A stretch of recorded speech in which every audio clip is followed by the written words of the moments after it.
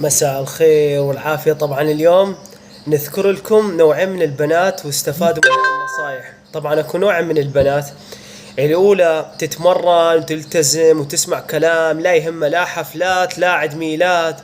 وتجيك نوع الثاني وحدة صار لها مثلا عمرها 25 سنة 25 سنة تاكل وتشرب، وتجيك تريد لها باسبوعين تقول عندي حفلة اريد انزل وزني، تريد تنزل 10 كيلوات او 15 كيلو او وزنها 100، تقول لي بس عندي معدة عندي بطن شوية كرش صغير. لا عاد وين راحت؟ وين راحت هذا الوزن الزايد؟ مثلا طولها 160 وزنها 100، 40 كيلو زايد، تقول لي كرش الكبرى. ومن تدز الصورة تشوفها بعد البلاوي كلها تطلع.